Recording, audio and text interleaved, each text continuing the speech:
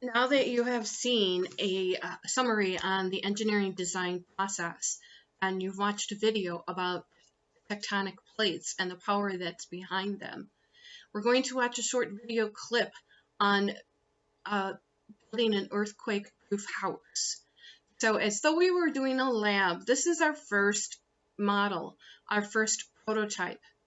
After you've watched the clip, I want you to find at least 2 ways that you would improve your design. And you'll write about those and as next part of this assignment. Okay, so watch it very carefully and try and find 2 ways that you could make the design better. Watch what happens if I attach the phone to this model building that is attached directly to the ground, or this piece of cardboard, and then shake the cardboard to simulate an earthquake.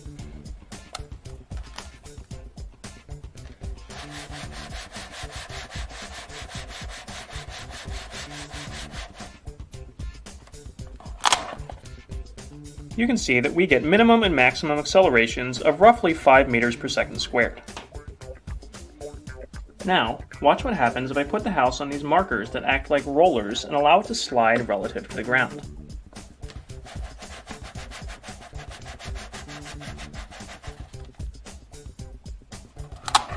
You can see that we have much lower minimum and maximum accelerations of less than 1 meter per second squared. This happens because the markers function similarly to a base isolation system in a real building that isolates the movement of the building from the movement of the ground, allowing the ground to slide back and forth under the building during an earthquake. However, this simple design is not perfect. For example, there's nothing stopping the building from drifting off to one side and falling off the markers.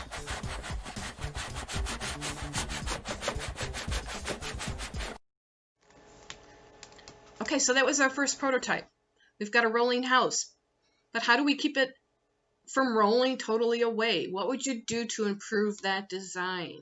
Think of things you could add to it that we would have like laying around the house or laying around the classroom if we were actually doing this lab.